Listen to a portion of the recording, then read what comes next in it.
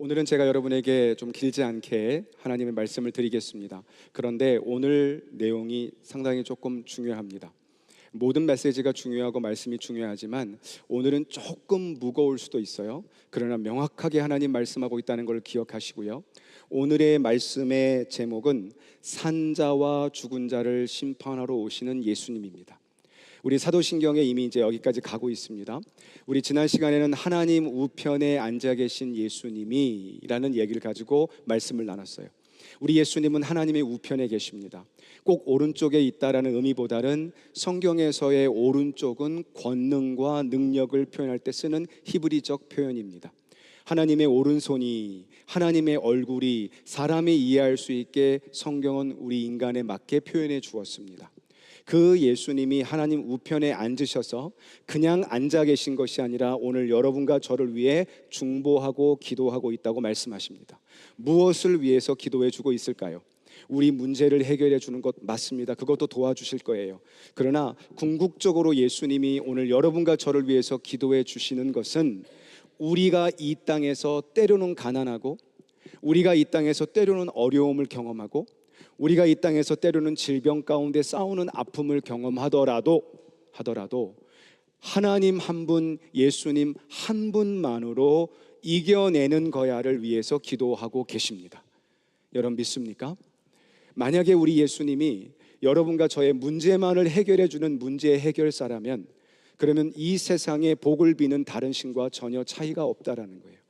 그래서 우리 예수님은 하늘의 보좌에서 오늘 여러분과 저를 아주 불꽃 같은 눈으로 바라보면서 기도하는데, 어떤 기도냐면 믿음 놓치면 안 돼, 세상에 빠지면 안 돼, 세상에 미혹되면 안 돼, 나는 너의 신랑, 너는 나의 신부라면 오직 신랑만 사랑하는 거룩한 신부가 돼야 돼.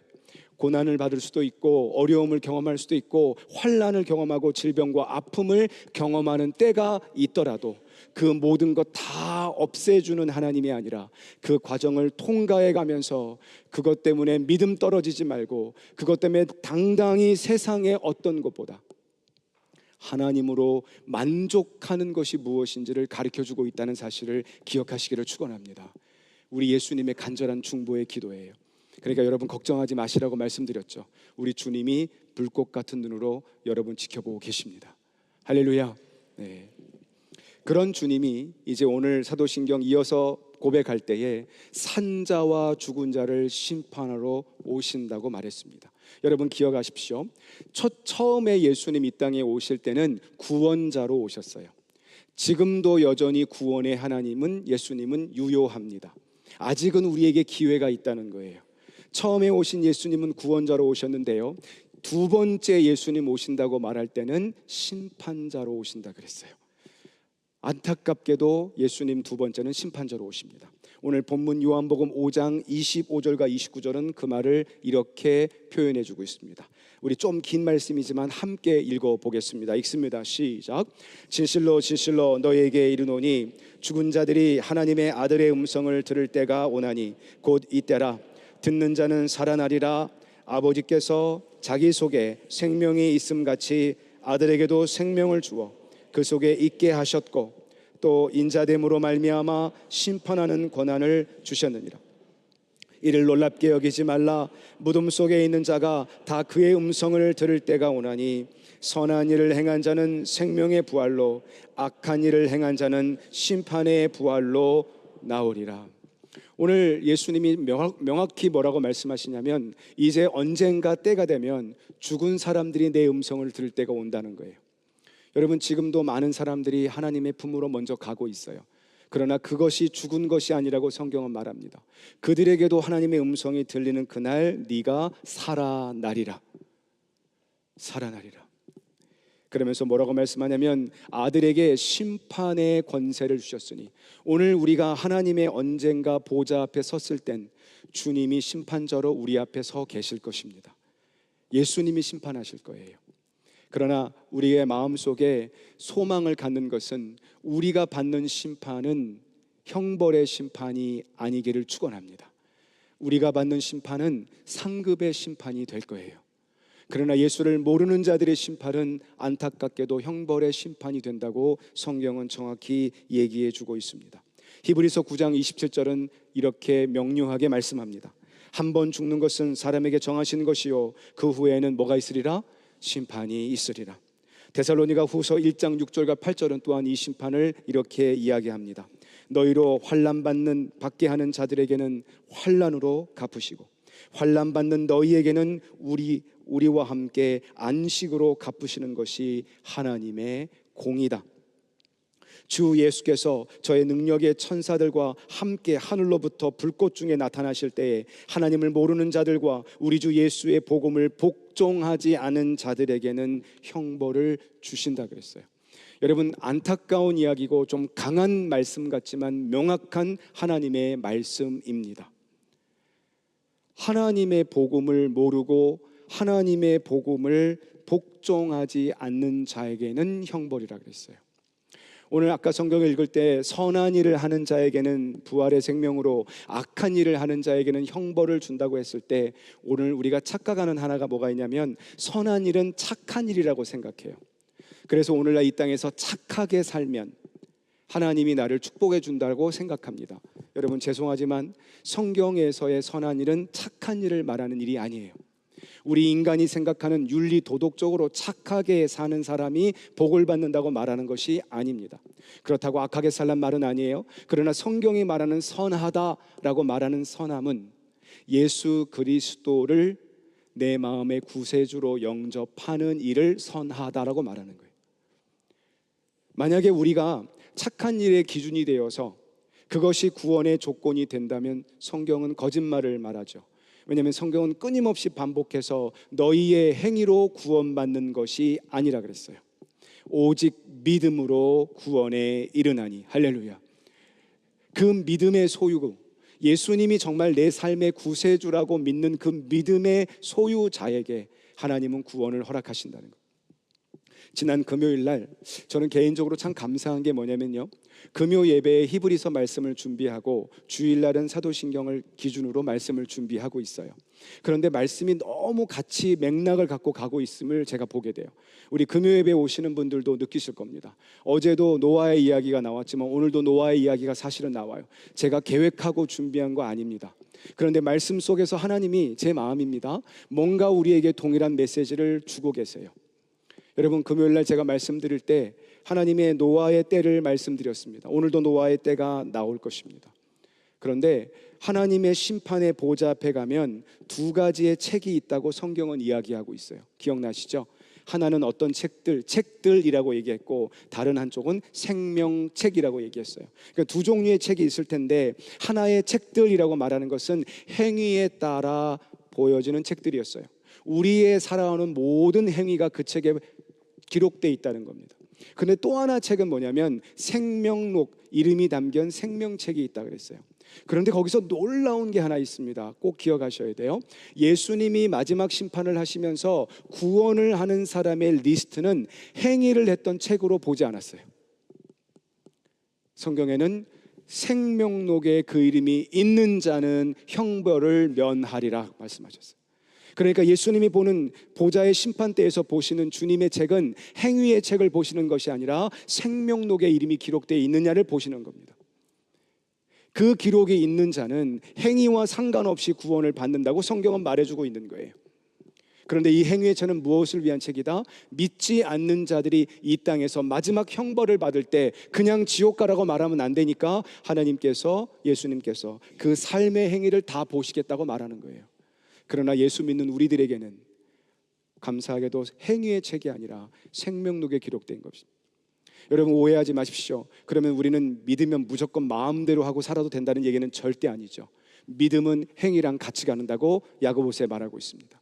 정말 믿음이 있다면 우리는 이 땅에서 절대 나쁜 짓 하면서 살 수 없는 거죠. 신앙의 양심과 성령이 절대 그렇게 두지 않아요. 그러니까 진짜 믿음이 있는 자라면 우리는 삶에도 하나님의 열매가 맺어지는 것입니다.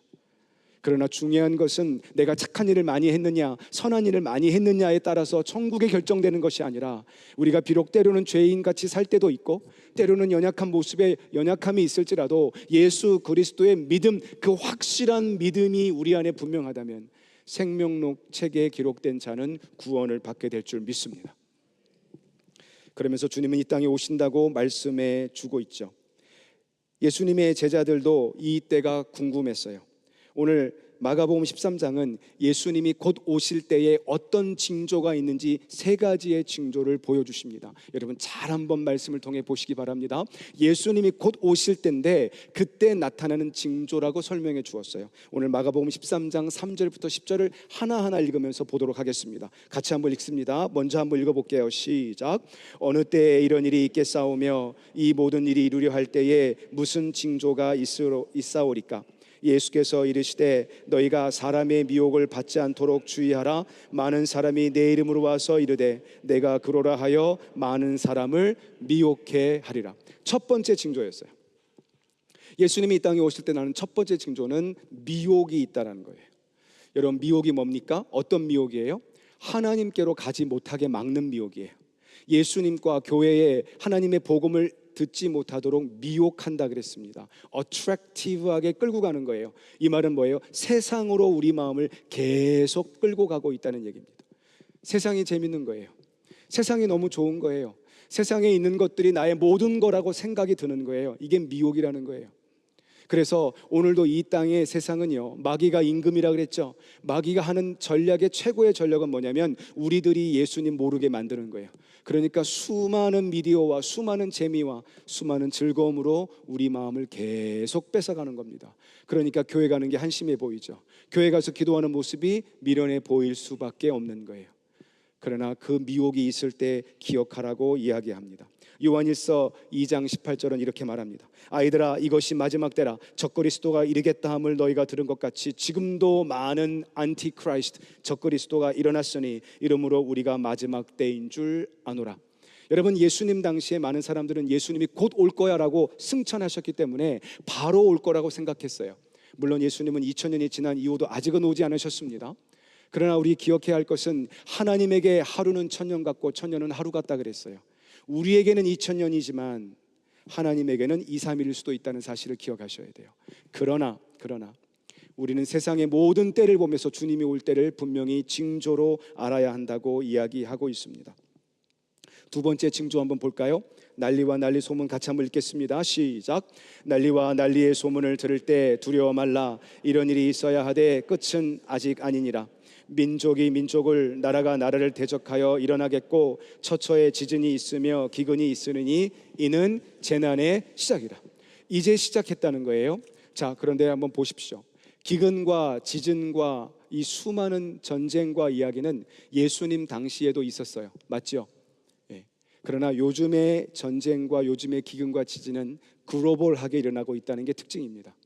그런데 어쨌든 그때도 있었어요. 그래서 많은 학자들이 이런 말을 합니다. 어쩌면 마지막 때의 시작은 예수님이 승천하신 이후부터 시작됐다고 봐요. 저는 그것이 맞다고 생각해요. 마지막 때의 시작은 이미 예수님 때부터 시작이 됐어요. 왜? 그때부터 기근, 지진, 어려운 건 그때도 있었거든요. 그러나 그 정도가 점점 깊어지는 거예요. 점점 글로벌해지는 거예요. 그러면서 어쩌면 우리는 마지막 세대의 마지막 피리어드를 사는 줄 모르겠습니다. 우리는 주님이 언제 오실지 사실은 몰라요. 저도 모릅니다. 아버지만 아신다 그랬어요. 그러나 예수님은 그렇게만 남기지 않고 우리에게 말씀하신 것이 징조를 보아라. 징조면 알 거라 그랬습니다. 그래서 주님은 우리에게 이 징조를 말씀해 주는 것입니다. 두 번째 징조는 뭐였냐면 전쟁과 재난이 있을 거라는 징조였어요. 세 번째 징조 한번 볼까요? 우리 같이 한번 읽어보겠습니다. 시작. 너희는 스스로 조심하라. 사람들이 너희를 공회에 넘겨주겠고 너희를 회당에서 매질하겠으며 나를 인하여 너희가 관장들과 임금들 앞에 서리니 이는 저희에게 증거되려 함이라. 또 복음이 먼저 만국에 전파되어야 할 것이라. 오늘 세 번째 징조로 보여주는 건 뭐냐면 예수 믿는 사람들이 핍박을 받을 거라는 거예요. 그리고 동시에 예수님의 십자가 복음이 모든 만국에 전파되어야 될 때랍니다. 자, 그럼 우리는 이런 질문을 해보게 돼요. 그럼 목사님, 예수라는 그 복음이 저 밀림이나 저 오지에 있는 모든 사람들에게 들려야 한다는 이야기일까요? 여러분, 그렇다면 아직도 미전도 종족은 많이 있습니다. 그런데 제가 선교 대회를 가볼 때마다 많은 선교사님들의 보고를 들어보면요, 옛날 몇십 년 전만 해도 이 복음이 저 밀림 오지에까지 전달될까라고 질문했었어요. 사실은. 그런데 지금은 세대가 달라졌습니다. 뭐가 나왔죠? 인터넷이요. 인터넷이 나오면서부터요, 이제는 복음이 전파를 타고 다 들어가고 있어요. 그러니까 선교사들이 깜짝 놀란 거예요. 뭐냐면, 야, 이 예수님의 영화, 이 예수님의 복음의 영화가 모든 저 밀림의 안테나만 달면 나오는 거예요. 아, 그러니까 이 복음이 우리가 생각했던 것보다 빨리빨리 확산되고 있구나라는 것을 보게 돼요. 그러나 또 하나 여기서 의미를 찾으셔야 합니다. 만국의 전 열방이 복음이 전해진다는 뜻은 어떤 뜻이냐면, 성경에 이방인의 숫자가 찰 때라고 사도 바울은 설명하고 있어요. 우리 말씀 한번 볼까요? 우리 로마서 11장 25절 말씀입니다. 같이 한번 읽습니다. 시작. 형제들아, 너희가 스스로 지혜 있다 하면서 이 신비를 너희가 모르기를 내가 원하지 아니하노니, 이 신비는 이방인의 충만한 수가 들어오기까지 이스라엘의 더러는 우둔하게 될 것이라. 오늘 청년들에게 예배 후에 제가 여러분에게 이스라엘과 이란에 대한 이야기를 강의해 줄 겁니다. 청년들 꼭 와서 들으십시오. 지금 이란과 이스라엘 전쟁을 보게 될 거예요. 제가 어른들한테는 금요일 날 한번 날 잡고 PPT 보여드리면서 설명해 드릴 겁니다. 오늘은 청년부부터 먼저 할 겁니다. 여러분 꼭 오셔서 들으십시오. 여러분 잘 기억하시기 바랍니다. 1948년 이전에는 이스라엘이라는 나라가 없었어요. 그러니까 성경을 해석할 때 나오는 성경의 모든 이스라엘은 영적인 이스라엘로만 해석했습니다. 그러나 1948년 5월 13일 날 14일을 기해서 이스라엘이라는 나라가 덜커덕하고 생겨버렸어요. 그때부터 신학자들은 성경 해석을 다르게 하기 시작했습니다. 성경에 나온 이스라엘이 진짜 나라를 의미했다는 것을 깨닫기 시작했어요. 여러분 성경에 뭐라고 로마서에 방금 읽었죠? 이방인의 숫자가 찰 때까지 내 백성 이스라엘을 잠시 둔하게 두었다는 겁니다. 여러분 그 뒤로부터 유대인들은 수많은 핍박을 받아요. 그런 나라가 흩어졌어요. 전 세계에 흩어져 살면서 1948년이 오는 수천 년 동안 그들은 방랑하며 살았습니다. 그러나 그들이 둔하여 지금도 유대인들은요, 예수님의 십자가를 몰라요. 지금도 구약만 믿고 있어요. 지금도 메시아가 올 것을 기다리고 있어요. 둔하게 둔 것입니다. 그러나 사도 바울은 뭐라고 고백하죠? 로마서 9장에 그러나 너희는 착각하지 말아라. 원뿌리 원나무에 너희는 접목 붙인 나무일 뿐이니 진짜 원가지가 붙으면 얼마나 풍성한 열매를 맺겠느냐. 할렐루야. 이거 누구 얘기하는 거예요? 이스라엘 얘기하는 겁니다. 이스라엘 말고 복음이 오늘 여러분과 저에게 왔어요. 한국 땅에 왔고 전 세계로 뻗어나가서 복음은 이방인 우리들에게 들어왔지만, 그러나 자고하지 말아라. 내 백성이 이 복음을 받는 날 얼마나 큰 열매를 맺겠느냐라고 사도 바울이 예언하고 있는 것입니다. 여러분 이스라엘 땅이 돌아오고 있습니다. 나중에 제가 찬찬히 한번 말씀드리겠습니다. 자, 그와 같이 오늘 내용은 뭐냐면 이방인의 숫자가 차게 되면 주님 오신다는 얘기예요. 이방인의 숫자가 얼마인지는 우리는 모릅니다. 그래서 저는 이 해석을 단순히 숫자로 할 것이냐 어떻게 할 것이냐는 차이가 있습니다만, 한 가지 분명한 것은 하나님이 보시는 이방인의 때가 완성되면 하나님의 백성이었던 이스라엘을 구원하시고 우리 주님 오실 것입니다. 이것이 성경의 예언이에요. 이건 제 얘기가 아니에요. 성경의 예언입니다. 그래서 우리는 이스라엘을 보는 이유가 여기 있는 거예요. 이스라엘이 대단해서 보는 거 아니에요. 이스라엘 땅에 일어나는 것을 주의 깊게 보는 것은 하나님의 시계 초점이 거기에 있기 때문에 보는 것입니다. 여러분 그것처럼 이방인의 때가 차고 있을 때 주님 온다 그랬어요. 자, 오늘 우리 세 가지 징조를 봤습니다. 미혹이 있을 때에, 전쟁과 기근이 있을 때에, 그리고 내 복음이 전 만국에 흘러가며 내 믿는 자들이 핍박을 받을 때에 징조를 알라 그랬어요. 여러분 우리 독일에도 제비가 있나요? 아, 있어요? 예, 저는 제비를 잘 못 봤는데요. 여러분 제비를 모르는 분이 계시는 건 아니죠? 예, 제비요. 제가 인터넷 보다 보니까요, 제비가 낮게 땅 밑으로 날아다니면 어떤 징조가 있다고 아세요? 예? 예, 비가 많이 온대요. 잘하시네요, 그죠? 그래서 제비가 땅과 가까이 지나면 이 습기 때문에 제비의 날개가 무거워서 땅 밑으로 날아간답니다. 그래서 그 제비가 땅 밑으로 낮게 날고 있으면 폭우와 홍수가 올 것을 예측한대요. 자, 우리 어르신들도 비가 오는지 안 오는지 어떻게 아세요? 쑤셔요. 예, 쑤셔요. 맞아요. 여러분 이건 정확한 거예요. 이게 징조예요, 징조. 그러니까 어르신들이 아우 팔다리가 쑤시다 아프다 그러면 내일 비가 오려나 여지없이 비가 오죠. 네. 여러분 성경은 그냥 어려움을 주지 않아요. 언제나 징조를 주더라는 거예요. 그 징조 가운데 제가 놀라운 징조 하나만 얘기해 드릴게요. 여러분, 성경에 에녹이라는 사람이 있습니다. 기억나시죠? 그는 죽음을 보지 않고 하늘나라로 갔어요.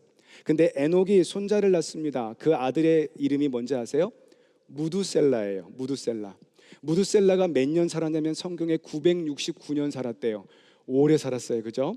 근데 여러분, 하나님이 무두셀라를 낳게 하면서 에녹에게 그 아들의 이름을 지어라라고 이름을 지어준 게 무두셀라예요. 근데 무두셀라 뜻이 뭔지 아세요? 네가 죽으면 심판이 온다는 뜻이에요.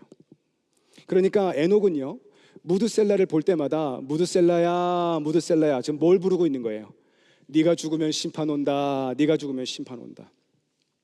하나님이 왜 무두셀라에게 이 이름을 지어줬을까? 여러분, 그거 아십니까? 무드셀레가 죽은 969세를 살고 죽은 해에 노아의 홍수가 일어났어요. 그러면 에녹은요, 성경에 내가 에녹은 하나님과 동행했더라라고 얘기했어요. 도대체 에녹은 뭘 했을까? 성경에 전혀 나온 거 없어요. 그러나 제가 거기서 기가 막힌 걸 깨닫습니다. 에녹은 대단한 걸 한 게 아니에요. 에녹은 대단한 삶을 산 게 아니었어요. 에녹은 무두셀라를 부르면서 네가 죽는 날 심판이 오리라. 나는 기억한다. 무두셀라야, 나 준비할 거야. 나 하나님과 살 거야. 하나님의 믿음을 놓치지 않을 거야. 이게 동행이에요. 여러분, 이게 동행이에요. 그래서 성경에 뭐라고 말합니까? 에녹이 하나님과 동행함에 죽음을 보지 않고 갔다 그랬어요. 사랑하는 여러분, 주와 함께 동행하는 자가 되기를 축원합니다. 열심히 봉사하고 열심히 일하는 게 동행은 아니에요. 동행의 핵심은 뭐냐면 다시 오실 주님을 생각하며 준비하는 거예요. 이게 동행이라고 성경은 말해주는 겁니다. 여러분의 매일매일 삶이 동행하는 자가 되기를 축원합니다. 그러면서 마태복음 24장에 오늘 또 징조를 정확히 표현해 주는 게 있습니다. 여러분, 오늘 말씀 잘 기억해 주시길 부탁해요. 한번 같이 24장 읽어보겠습니다. 예수님의 표현입니다. 읽습니다. 시작. 그러나 그날과 그때는 아무도 모르나니 하늘의 천사들도 아들도 모르고 오직 아버지만 아시느니라. 노아의 때와 같이 인자의 임함도 그러하리라. 홍수 전에 노아가 방주로 들어가던 날까지 사람들이 먹고 마시고 장가들고 시집가고 있었으면서 홍수가 나서 저희를 다 멸하기까지 깨달지 못하였으니 인자의 임함도 이와 같으니라. 여러분, 예수님 뭐라고 정확히 또 하나의 징조를 보여줬냐면 내가 곧 올 텐데 그때는 노아의 홍수 때 같을 거라 그랬어요. 그럼 우리는 노아의 홍수에 어떤 일이 벌어졌는지 보면 알겠죠? 여러분, 맞나요? 노아의 홍수 때 성경은 뭐라고 말하냐면 먹고 마시고 시집가고 장가갔다 그랬어요. 여러분, 먹고 마시고 시집가고 장가가는 게 나쁜 일일까요? 만약 그랬으면 여러분, 우리 모두 나쁜 짓 하고 있는 거예요. 아니요, 성경은 먹고 마시고 시집가고 장가가를 나쁜 일이라고 말한 게 아니에요. 이것은 뭘 말하냐면 평상시의 삶을 살았다는 겁니다. 그렇죠? 근데 문제가 그 다음에 있어요. 먹고 마시고 시집가고 장가가는 것은 하나님이 허락한 일인데 그러나 사람들이 오직 거기에만 집중했다는 거예요. 그러니까 먹고 마시고 시집가고 장가가는 그때 노아가 배를 몇 년 만들었어요? 120년. 그러면 여러분, 금요일날 제가 또 말씀드렸죠. 120년 동안 배를 만든 노아는 배만 만들고 있었을까요? 아니요, 노아도 먹고 마시고 시집가고 장가갔습니다. 그 자녀들도 다. 그러니까 그 자체가 나쁘다는 얘기를 말하는 게 아니라 120년 동안 노아는 배를 지으면서 사람들이 지나갈 때마다 노아야 너 뭐하니? 라고 물어보지 않았을까요? 왜 배를 짓는데 산 위에다 배를 짓니? 노아는 한 번도 비를 본 적이 없었다 그랬어요. 하나님이 홍수로 이 땅을 멸한다는 자체가 뭔지 노아는 경험한 적이 없어요. 그러니까 하나님 명령대로 배를 산 위에 지어라. 왜? 내가 이 땅을 다 멸할 것이기 때문에. 물로 노아는 이해하지 못했습니다. 그러나 노아는 믿음을 가지고 산 위에 배를 짓는데 사람들이 지나갈 때마다 노아를 얼마나 비웃었을까요? 너 뭐하냐 여기서. 배를 지으려면 바다나 강에다 지어야지 여기서 뭐하는 거야. 여러분, 노아는 뭐라고 답을 했을까요? 여러분, 한번 오늘 예배 시간이지만 여러분이 한번 답을 해보세요. 여러분이 노아라면 지나가는 사람이 아이 집사님 권사님 뭐하는 거야? 왜 배를 거기다 짓고 있어? 라고 하면 여러분 뭐라 그러시겠어요? 그러게 말이야 내가 미쳤지 여기서 뭐하고 있지 그러나요? 뭐라 그러시겠어요? 하나님이 홍수로 멸한다 그랬어. 그래서 배 짓는 거야.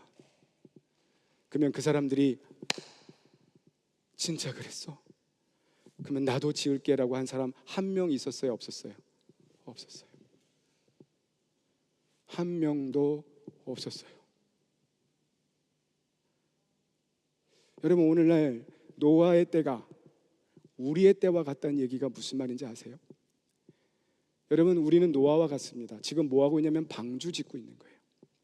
여러분의 인생에 방주를 짓고 계세요. 어떻게 방주 짓고 있어요? 먹고 마시는 일반적인 삶을 살아가면서 직장도 다니고 공부도 하고 삶을 살아가는 이 일상의 삶은 우리한테 소중하고 귀한 것입니다. 하나님이 그 삶을 포기하라고 말한 게 아니에요. 그 삶을 살아가면서 나의 때의 심판을 준비하라는 거예요. 그러니까 오늘날 우리는 열심히 일하면서도 주일날 이렇게 모여서 예배드리고, 오늘날 우리는 피곤하고 지치지만 또 모여서 기도하고, 왜 금요일날 왜 순모임, 왜 수많은 모임들을 가지는 이유가 뭘까요? 여러분들이 모이면 누가 돈을 주는가요? 누가 뭘 줍니까? 아니에요. 우리가 모이는 이유는 노아의 방주를 짓기 때문이에요. 언제 이를지 모르는 홍수, 평상시의 삶을 살았던 오직 거기에만 빠져있는 우리 마음이 되지 않기 위하여 오늘도 우리의 삶을 살아가면서 예수 그리스도를 기억하는 거예요. 이게 노아의 방주를 짓는 겁니다. 노아는 끊임없이 외쳤어요. 들어오라고. 언젠가 비가 오든 나를 꼭 기억하고, 내가 방주를 만들어 놨으니까 꼭 들어오라고. 그러나 너무너무 안타깝게 한 명도 들어오지 않았어요. 오늘 본문에 뭐라 그랬죠? 홍수로 멸망하기까지 그들은 전혀 깨닫지 못하더라. 여러분, 오늘날 우리 교회들이 계속 복음을 전하는 이유는 이겁니다. 그래서 성경은 뭐라고 말하냐면 십자가의 도가 세상 사람들에게는 미련하게 보인다고 말하는 거예요. 여러분, 그러니까 죄송하지만 오늘 우리의 교회들이 모임과 기도와 뜨거운 예배 속에 눈물을 흘리며 하나님을 찬양하는 모습이 세상 눈으로 볼 때는 미련해 보이는 거예요. 그러나 거기에 구원이 있다는 것을 잊지 않으시기를 축원합니다. 여러분, 노아의 방주에 또 하나의 특징이 있어요. 거기는 돛대가 없어요. 배를 이용하는 키가 없어요. 그냥 배 덜렁 놓은 겁니다. 이 말은 어떤 뜻이냐면 물에 둥둥 떠다니는 배, 방향 없이 흐르는 것 같지만 오직 하나님이 인도해 가신다는 거예요. 할렐루야.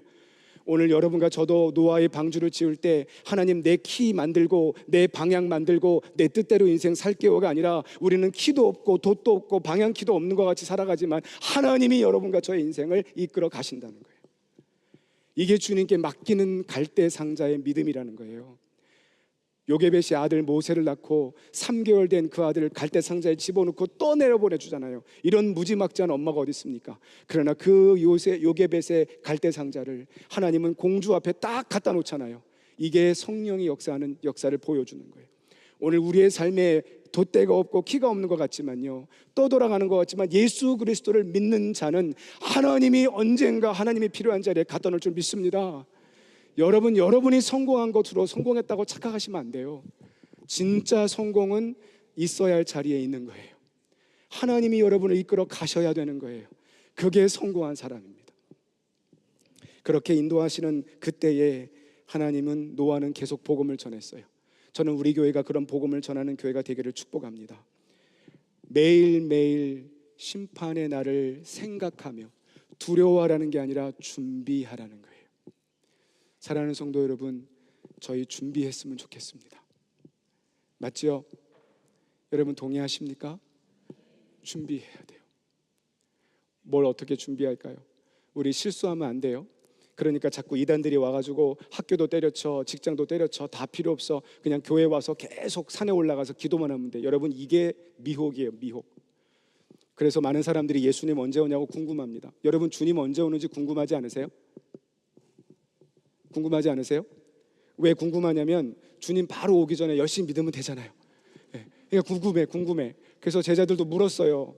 예수님이 내 곧 온다 그랬더니 제자들도 그 생각이 번뜩 들었는지, 근데 예수님 언제 오세요? 물은 거예요.